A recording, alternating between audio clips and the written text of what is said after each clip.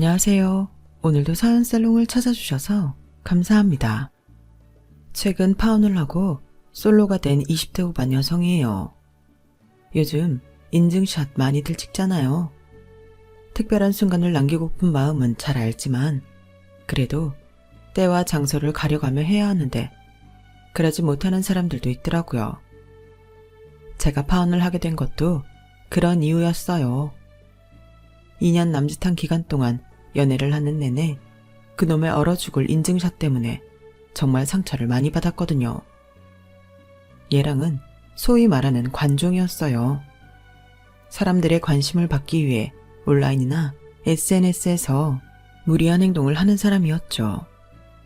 병원장인 아버지 밑에서 태어나 어릴 때부터 남들보다 풍족한 삶을 살았고 자기 자신도 공부를 잘해서 명문대를 나와 전문직에 종사하고 있으니 부러울 게 없는 인생인데도 늘 그렇게 타인의 시선을 갈구하고 사람들 앞에 자신을 과시하고 싶어 했어요. 처음엔 그런 예랑을 이해하려고 노력도 했었죠. 사람마다 장단점이 있는데 이 정도 단점이야 이해 못할 일이겠나 싶었거든요. 그런데 막상 이 남자 옆에서 지내다 보니 도저히 참고 넘어갈 수준이 아니더라고요. 하지만 이미 청첩장도 나온 마당에 결혼을 엎을 용기가 없어서 스스로 최면을 걸듯 살다 보면 나아질 거라는 헛된 믿음을 가지려 노력했어요. 그러다 뜻밖의 인물을 만나 용기를 내게 되었죠. 그렇게 해서 이룬 게 바로 파혼이었어요. 그럼 지금부터 제가 왜 파혼을 하게 되었는지 그 이유를 말씀드릴게요. 저는 평범한 가정에서 나고 자랐어요. 저희 부모님은 부모로부터 받은 유산도 없이 두 분 손으로 가정을 일구신 분들이세요. 번듯한 학벌도 없고 이렇다 할 재주도 없어서 그저 열심히 살아가는 것밖에는 모르는 분들이시죠. 하지만 세상은 열심히 사는 사람한테 그리 너그럽지 않잖아요.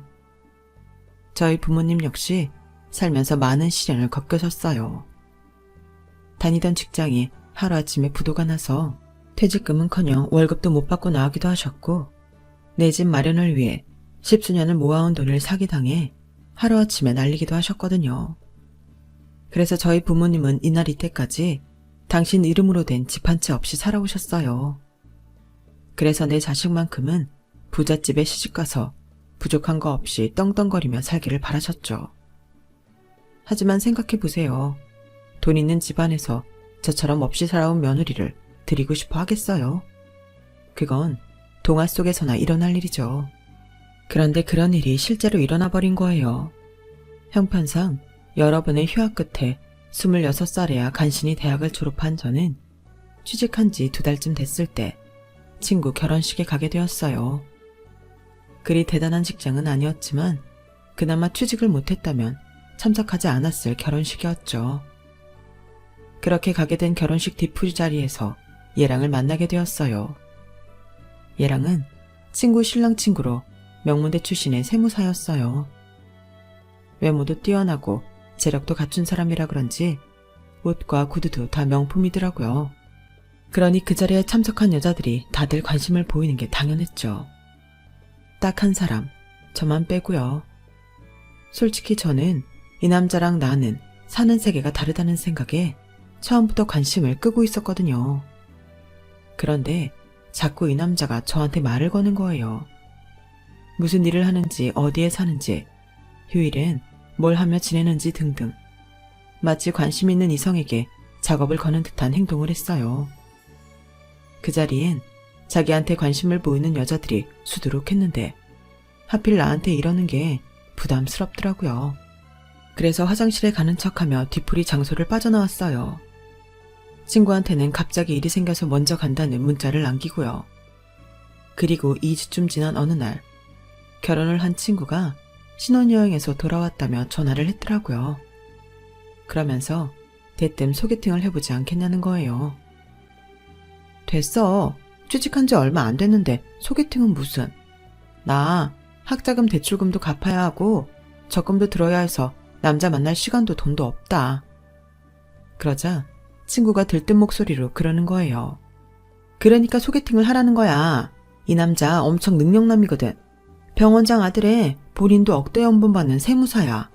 우리 그이가 그러는데 형제가 없어서 나중에 아버지 병원도 물려받게 된다더라. 너 이 남자랑 잘 되면 완전 인생 역전하는 거라고. 야, 그렇게 잘난 남자가 뭐 볼 게 있다고 나 같은 사람이랑 만나겠냐? 얘가 모르는 소리 하고 있네. 이 소개팅 그 남자가 널 콕 찍어서 만나게 해달라고 졸라서 주선하는 거야. 그러니까 빼지 말고 한번 만나봐.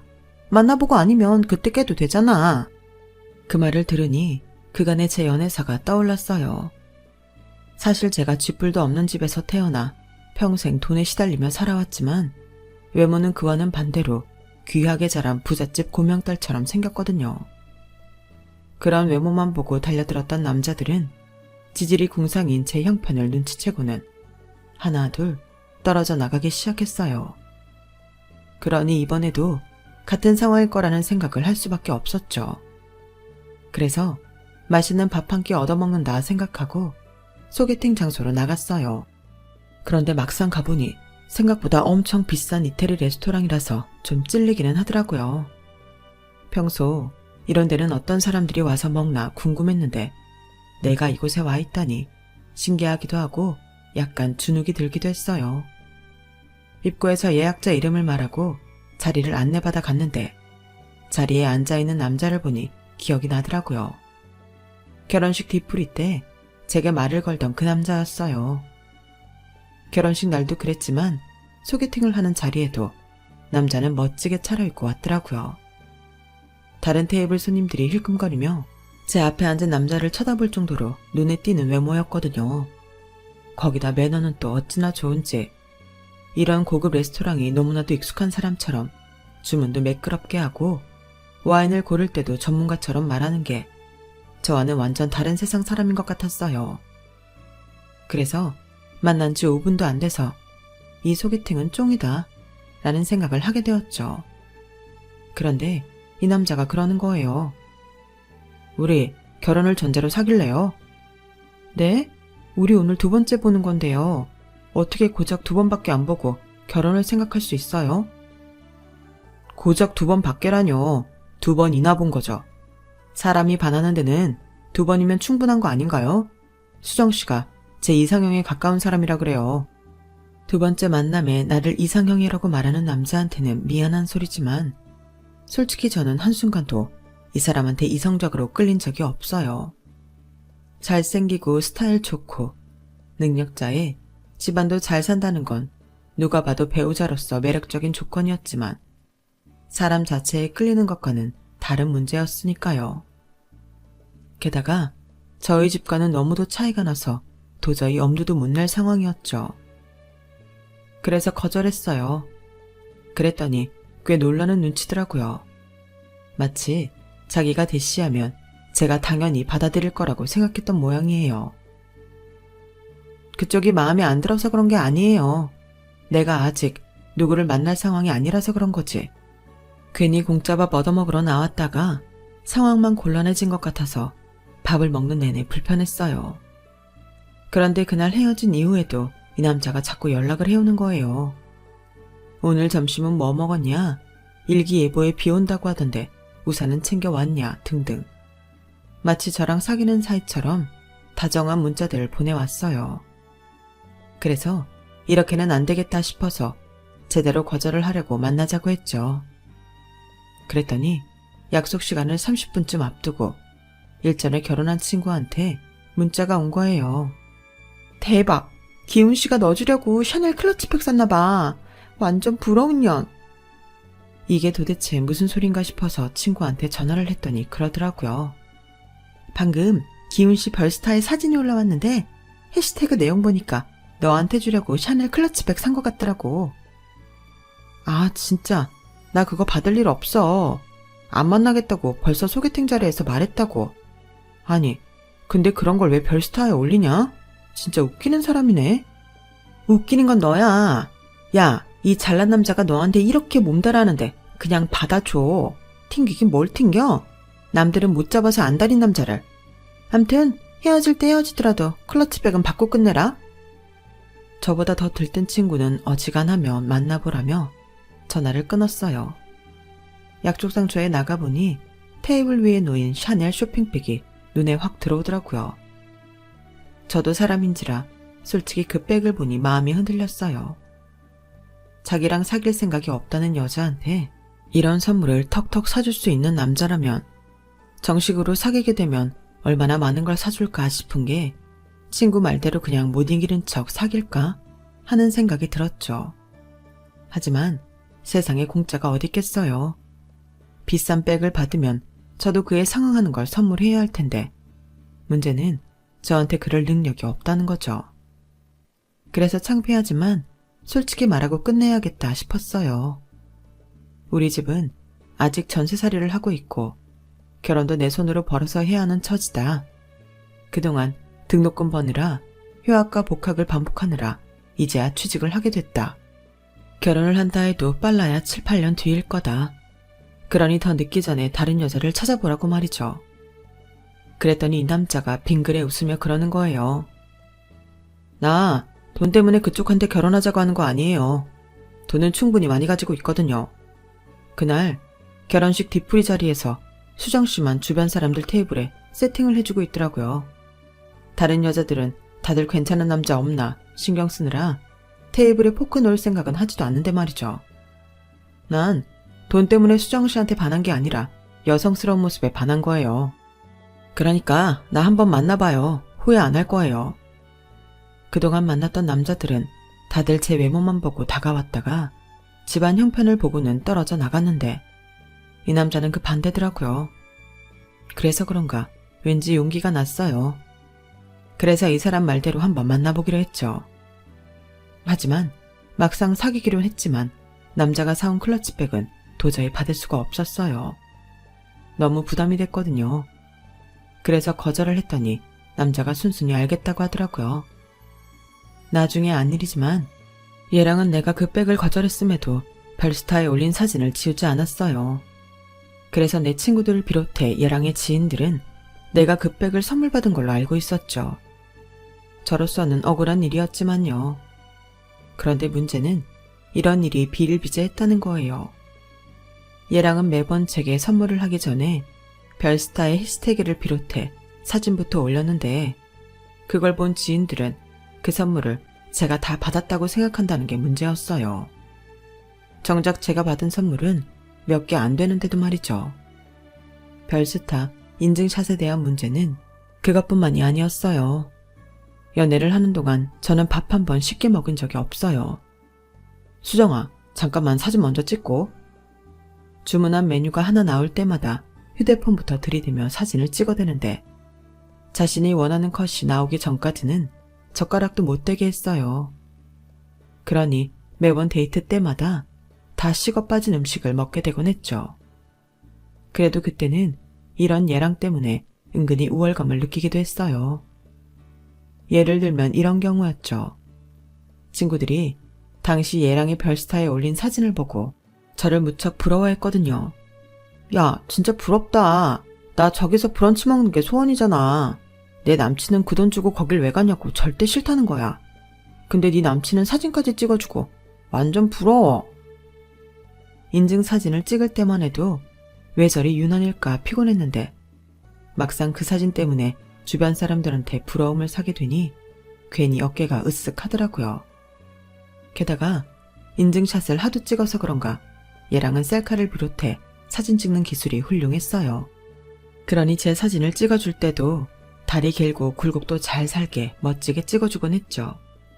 마치 연예인 프로필 사진 찍는 것처럼 말이에요. 그렇게 돈 많고 인증샷 잘 찍는 남자랑 만나는 사이 저도 얘랑의 생활 패턴에 익숙해져 갔어요. 얘랑은 저뿐만 아니라 저희 부모님도 잘 챙겼는데 명절이나 부모님 생신 때면 값비싼 선물도 턱턱 해주곤 했어요. 딸 덕분에 예비 사위한테 고가의 선물을 받게 된 부모님은 주변에 엄청 자랑을 하셨어요. 저한테는 절대 얘랑을 놓치면 안 된다고 신신 당부를 할 정도였죠. 우리 집 사정 다 알면서도 우리한테 이렇게 잘하는 거 보면 네 짝인 게 분명해. 그러니까 간혹 서운한 게 있더라도 티내지 말고 정서방한테 잘해. 네 인생에 이런 귀인이 또 어디 있겠니? 결혼만 하면 네 인생도 펴는 거니까 그쪽 집에도 잘하고. 시어머니가 안 계신다니 우리 김장할 때 좀 더 해서 보내드리면 어떨까 싶네. 엄마, 우리 아직 결혼 확정된 것도 아니야. 너무 앞서가지 말라고. 그러다 헤어지면 그때 얼마나 실망을 하고 그래. 이거사 그런 소리 하지 말어. 헤어지긴 왜 헤어져? 정 안 되면 결혼 전에 애를 가져서라도 정서방 꼭 잡아야지. 엄마, 그게 무슨 소리야? 그럼 애를 빌미로 재민 씨 발목이라도 잡으란 소리야? 엄마는 그게 딸한테 할 소리야? 엄마가 이 결혼 바라는 마음은 잘 알겠는데 가끔 보면 너무 과할 정도로 집착하는 것 같아서 부담스러워.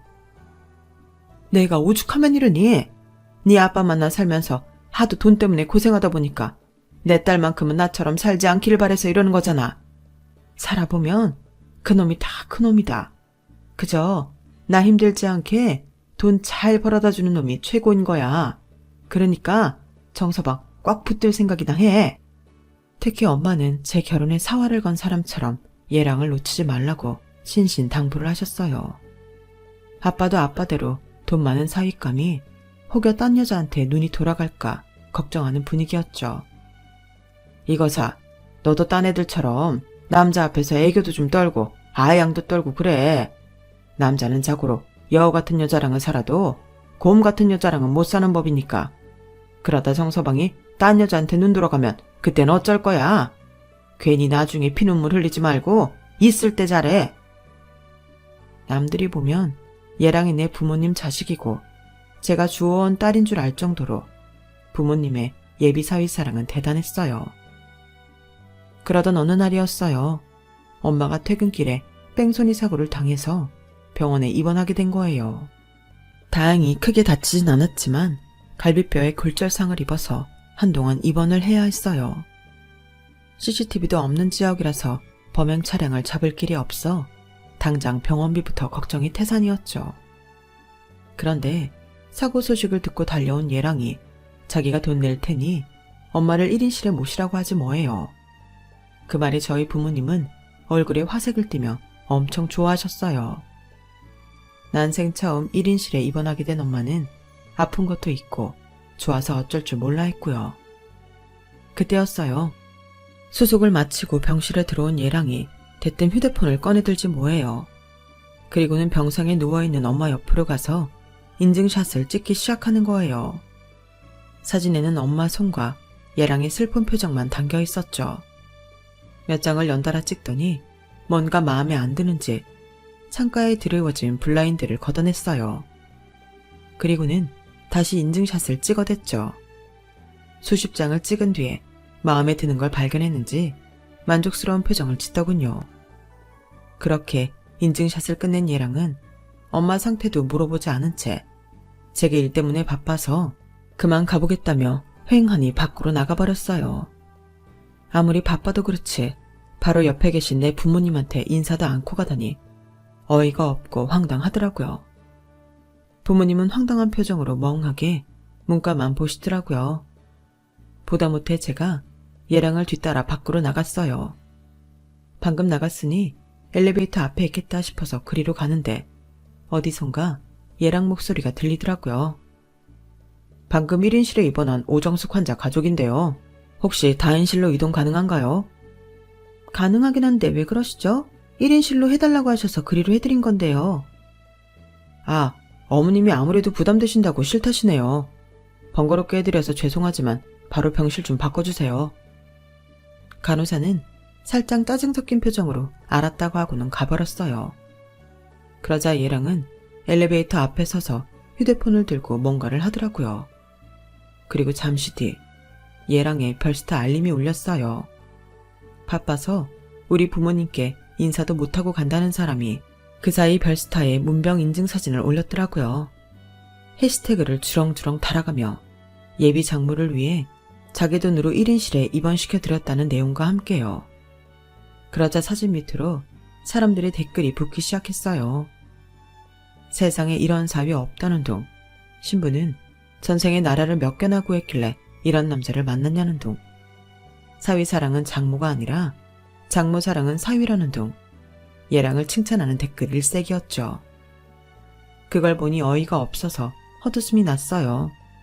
인증샷만 찍고 바로 병실 바꿔달라고 했던 사람이 별스타인 그런 말을 싹 빼고 올리다니 정말 가증스럽더라고요. 별스타 확인을 하고 고개를 들어보니 어느새 얘랑은 사라지고 없더군요. 그날 엄마는 바로 다인실로 병실을 옮겼고 병실을 옮기게 된 이유가 예비사위의 요청에 의한 거라는 얘기를 듣고서도 좀처럼 믿으려 하지 않았어요. 아무렴 자기 입으로 1인실 달라고 해놓고 다인실로 옮겨달라고 했겠니? 네가 잘못 들었겠지? 그나저나 뺑소니범도 못 잡았는데 병원비는 어쩐다니? 네가 결혼만 서둘러 했어도 이럴 때 부자 사위 덕 좀 보는 건데 아직 결혼도 안 한 처지에 장모 병원비 내달라고 할 수도 없고. 아, 엄마 그걸 말이라고 해? 우리가 거지야? 왜 남한테 구걸할 생각부터 해? 병원비는 내가 알아서 할 테니까 제발 쓸데없는 생각 좀 하지 마. 내 엄마지만 이럴 땐 정말 정이 떨어졌어요. 얘랑의 치사한 행동도 그렇고 우리 부모님의 비굴한 모습도 그렇고 마음에 안 드는 건 마찬가지였어요. 거기다 가장 마음에 안 드는 건 내 의사와 상관없이 결혼이 기정사실화 되어간다는 거였죠. 아버지께서 널 보고 싶어 하셔. 본격적으로 결혼 준비를 해야 하니까 그 전에 인사부터 드리자. 결혼이라는 말에 덜컥 겁부터 나는 건 금전적인 문제도 있었지만 아직 얘랑에 대한 확신이 없었기 때문이기도 했어요. 남들이 볼 때는 조건도 좋고 저한테 헌신적으로 잘하는 사람이었지만 정작 저는 얘랑에 대해 조금 더 애정을 느끼지 못하고 있었거든요. 마치 행복을 가장한 연기를 하는 사람처럼 보였으니까요. 그런 의구심이 더욱 강해진 건 예비 시아버지를 만나고부터였어요.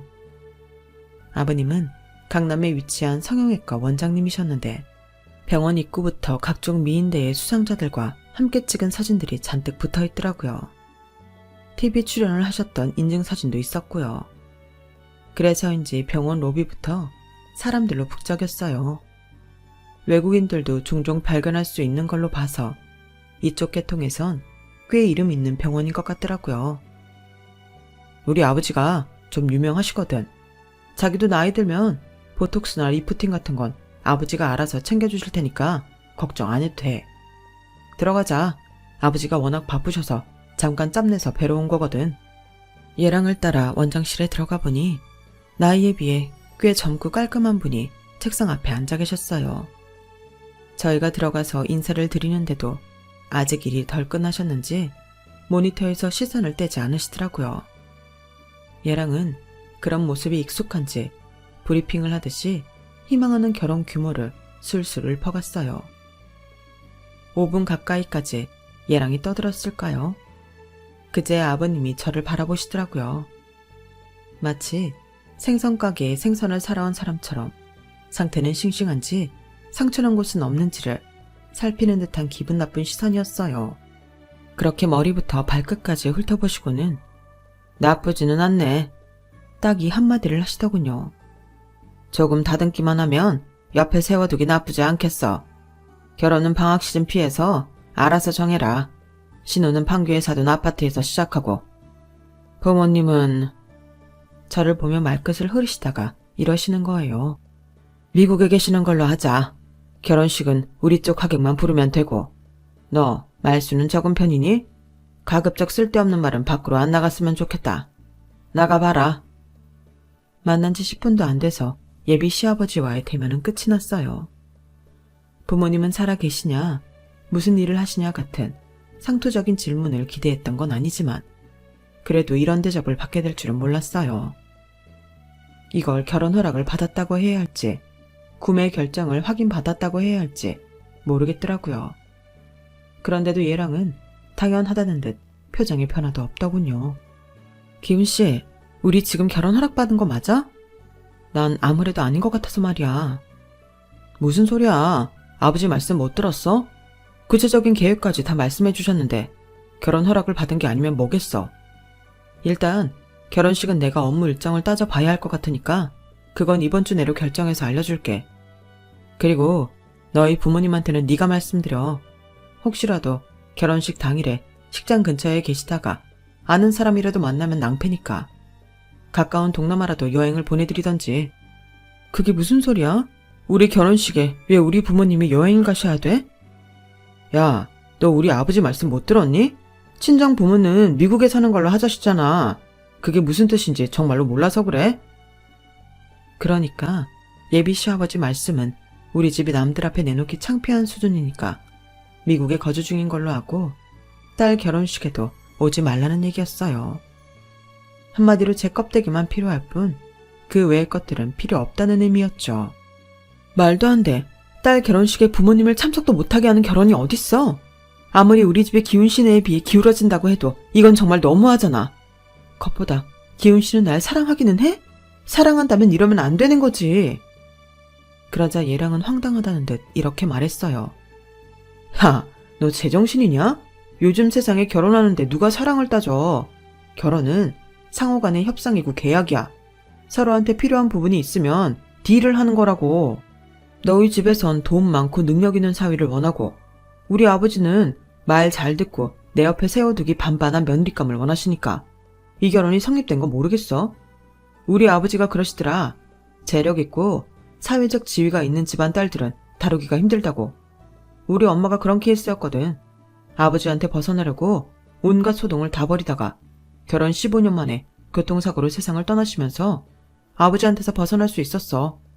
그래서 우리 아버지는 나만큼은 다루기 쉬운 여자를 얻길 바라셨고 돈이라면 우리 집에도 차고 넘치게 있잖아. 그걸 말이라고 해? 자기 눈엔 난 그저 휘두르기 쉬운 인형처럼 보이는 거야? 너 진짜 사람 귀찮게 할래? 돈으로 할 수 있는 건 우리 쪽에서 할 테니까 너희 집에선 굿이나 보고 떡이나 먹으라는 건데 이게 뭐가 문제란 거야. 그럼 네가 바라는 결혼은 뭔데? 니네 부모님 보면 돈 많은 사위 놓칠까봐 전전긍긍이던데 그럼 답 나온 거 아니야? 막말로 애초에 내가 널 왜 골랐겠냐? 그날 뒤풀이 자리에 싸구려백 들고 온 사람은 너 하나였어. 그런데도 외모는 제일 돈 있는 집 딸내미처럼 보이길래 널 택한 거라고. 포장지만 바꿔주면 곁에 두기에 빠지지 않을 것 같았으니까. 그게 네가 선택된 이유라고.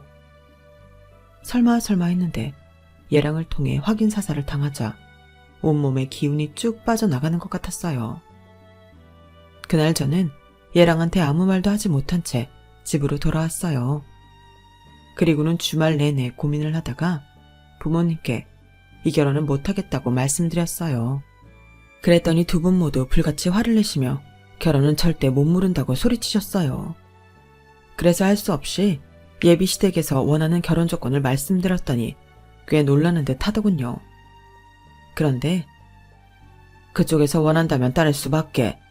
딸 자식을 부잣집에 시집 보낼 수 있다면 해외여행이 아니라 지옥여행이라도 가라면 가야지. 그래, 나도 네 아빠랑 같은 생각이다. 혼수나 예단에 대해선 별 말씀 없으셨고. 엄마, 이런 조건을 듣고도 결혼을 하란 소리야? 엄마랑 아빠는 자존심도 없어? 이런 대접을 받아가며 꼭 그 집에 날 시집 보내야겠냐고.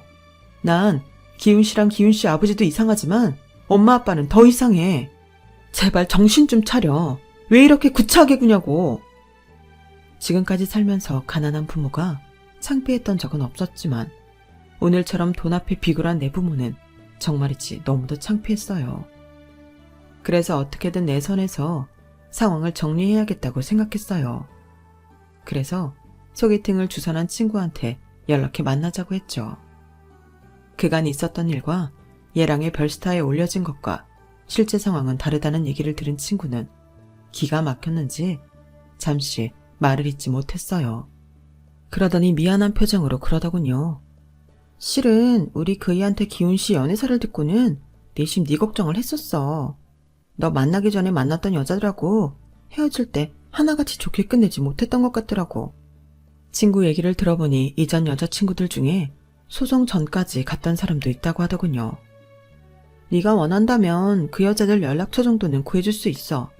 다들 우리 그이랑도 연락을 하고 지냈던 사람들이니까. 친구의 도움으로 얘랑의 전 여친들 연락처를 얻게 된 저는 그 사람들을 만나 얘랑에 대해 몰랐던 사실을 들을 수 있었어요. 죽었다던 얘랑의 모친은 경기도 어디에 위치한 정신병원에 입원해 있다는 것과 사귀던 여자친구와 혼담이 오가자 성형수술을 권했다는 사실도요. 얘랑의 아버지는 여자를 자신을 돋보일 액세서리 정도로 생각했는데 그래서인지 며느리감 외모에도 굉장히 집착을 했다고 하더라고요. 자기 아들 옆에 세우기에 외적으로 부족하다고 생각되면 성형을 요구하거나 이를 거절하면 가차없이 관계를 끊게 만들기도 했고요. 제가 찾아낸 피해자만 3명이나 됐어요. 그들한테 얻은 정보를 토대로 저는 소송을 걸기로 했어요. 가만히 있었다가는 제가 먼저 얘랑한테 소송을 당할 처지였으니까요. 그렇게 소송을 위한 정보를 모아가던 어느 날 얘랑이 저희 집으로 찾아왔더라고요. 해외여행 패키지 상품 팸플릿을 들고 저희 부모님께 결혼식 전에 여행을 떠나라고 말하러 온 거였죠. 충분히 자존심이 상할 상황인데도 저희 부모님은 예비사위 앞에서 애써 웃음까지 지어 보이시며 신경 써줘서 고맙다는 말까지 하더군요. 그 모습을 보고 있자니 속이 뒤집히는 것 같았어요. 고맙긴 뭐가 고마워. 장인장모 취급도 안 하겠다는 사람한테 뭐가 고맙냐고. 엄마 아빠는 배알도 없어? 어떻게 이런 상황에서까지 이렇게 비굴할 수가 있냐고. 얘, 너 지금 청서방 앞에서 무슨 소리를 하는 거니? 엄마는 너만 부잣집에 시집가서 남편 사랑받고 살 수 있다면 그깟 결혼식 안 가도 상관없어. 당신도 그렇죠? 그럼 우리 딸이 잘 된다는데 부모가 돼서 못할 게 뭐가 있겠니? 그러니 너도 정서방한테 잘해라. 우리 형편에 이런 혼사나 가당키나 하겠니? 이복의 정서방, 우리 애 좀 잘 부탁하네. 못난 부모 만나서 고생만 해온 애야. 능력 있는 남편 그늘 아래서 풍족하고 행복하게 살 수 있게 도와주게나. 당연하죠. 그러려고 하는 결혼인데요. 수정아, 넌 나만 믿고 따라와. 그럼 평생 손에 물 안 묻히고 살게 해줄게. 파혼하자는 말에 죽일 듯 달려들며 소송부터 들먹이던 놈이 아주 웃기고 있더라고요. 내가 널 어떻게 믿어? 세상 사람 다 믿어도 너만큼은 절대 못 믿어. 네가 그동안 별스타에 올린 사진이랑 해시태그만 봐도 네가 얼마나 이중적인 인간인지 알 수 있는데 어떻게 널 믿겠니? 너도 네 자신을 안 믿잖아. 그러니까 매일같이 별스타에 행복한 척, 착한 척, 고상한 척, 거짓 인증샷만 올리는 거 아니야? 그렇게라도 해야 네가 정말 괜찮은 인간인 것처럼 착각하고 살 수 있는 거 아니냐고. 정신 차려. 별스타에 올려진 네 모습은 진짜 너 아니야. 그리고 난 내 손에 물 안 묻히고 살 생각 없어. 그러니까 더는 나 찾아오지 마. 난 너처럼 가면 쓰고 살 생각도 없고 그래야 될 이유도 없으니까. 아, 파혼하면 소송 걸겠다고 그랬지? 그래, 어디 해봐. 대신 나도 가만히 당해주지는 않을 거야. 알아보니 네 전적이 대단하더라. 너랑 사귀다가 인생 망친 여자들이 한둘이 아니더라고. 내가 너를 상대로 소송 건다니까 다들 법정에서 증언해주겠다고 난리더라. 얼마나 네가 개차반으로 살았는지 알만하겠지? 너 정말 이렇게 나올 거야? 네가 법정 싸움에 대해 모르는 모양인데 내가 대형 로펌에 의뢰하는 순간 너 같은 건 찍소리도 못하고 깨지게 돼 있어. 뭘 알고 까불어야지. 그지 같은 집구석에서 제대로 된 변호사 구할 돈은 마련하겠냐? 네 부모를 봐. 돈 앞에서 자존심이고 뭐고 없는 인간들이잖아. 그런데 난 그래서 이 사람들이 마음에 들어. 적어도 네 부모는 자기들 주제는 파악하고 사는 사람들이니까. 원래 없는 것들은 이렇게 고개라도 잘 숙여야 돈줄 진 사람한테 귀여움을 받는 거라는 걸. 넌 왜 모를까? 참 안 됐네. 얘랑은 본색을 드러내며 미친놈처럼 날뛰었어요. 그래, 아는 거 많아서 좋겠다. 근데 너 이거는 아니? 가진 놈이랑 아무것도 못 가진 놈이 싸우면 누가 더 많이 잃게 될까? 너도 알다시피 우리 집은 가진 게 없어서 잃을 것도 없는 집이야. 반면에 너희 집은 상황이 다르지 않니? 네 아버지 병원, 그간 너랑 네 아빠가 벌인 소문에도 멀쩡히 살아남을 수 있을까? 내가 준 파일들 내가 인터넷에 푸는 순간 너도 네 아버지도 사회에서 매장되는 건 시간 문제야. 정신병원에서 10수년간 강제 입원돼 있는 니네 엄마 신상까지 밝혀지는 순간 너희 부자는 완전히 끝장이라고. 네가 했던 것처럼 나도 별스타 개설해서 네 추악한 사생활 한번 까발려 줄까? 왜? 내가 못할 것 같아? 그동안 네 옆에 있으면서 보고 배운 게 있는데 그 정도 하는 건 식은 죽 먹기지. 그런데도 네가 이기는 싸움이라고 할 수 있겠니? 그 말에 얘랑은 찍소리도 못한 채 얼굴이 사색이 되어 돌아갔어요. 그리고 얼마 뒤 예비 시아버지로부터 합의 파혼을 하자는 연락이 왔어요. 위자료도 챙겨주겠다며 선심을 쓰더군요. 그래서 단칼에 거절했어요. 위자료는 소송을 통해 정당하게 받겠다고 말이죠. 그렇게 저는 예랑과 그의 아버지를 상대로 소송을 시작했어요. 그런데 재판을 시작도 하기 전에 생각지도 못한 일이 벌어지고 만 거예요. 예랑의 별스타에 이전 여친들이 댓글을 달기 시작하면서 그동안 예랑이 벌인 추악한 짓거리들이 하나둘 까발려지기 시작했고 그동안 올린 거짓 인증샷도 하나둘 폭로되고 만 거예요. 덕분에 저는 손 안 대고 코를 풍격이 되었어요. 소송 역시 법정 싸움 갈 것도 없이 변호사 간의 협의를 통해 소송 합의를 보게 되었죠. 제가 받게 된 합의금은 일전에 예랑의 아버지가 제시했던 위자료보다 0이 하나가 더 붙는 선이었어요. 그렇게 저는 정식으로 파혼을 하게 되었고 현재 부모님 집을 나와 혼자 원룸에서 생활을 하고 있어요. 부모님은 모든 게 저를 위한 선택이었다고 하시지만 결혼을 준비하는 과정에서 부모님께 받은 배신감과 창피함 때문에 도저히 한 집에서 얼굴을 보고 살 자신이 없었거든요. 가난한 부모는 창피하지 않지만 가난하다는 이유로 돈 앞에서 비굴해지는 부모는 참기 힘드니까요. 그래서 앞으로는 내 부모가 돈 때문에 자존심까지 버리지 않도록 제가 열심히 일해서 돈을 벌 생각입니다. 남의 힘이 아닌 제 스스로의 힘으로요. 당장은 불가능해도 10년, 20년 후에는 어느 정도 가능하지 않을까 생각해요. 앞으로의 제 삶 더 당당할 수 있도록 응원해주세요. 지금까지 제 사연을 들어주셔서 감사드려요. 건강이 최고죠. 항상 건강하시고요. 여러분, 사연 댓글에 응원과 현명한 조언 부탁드려요. 좋아요와 구독은 저에게 큰 힘이 됩니다. 오늘도 좋은 일 가득하세요.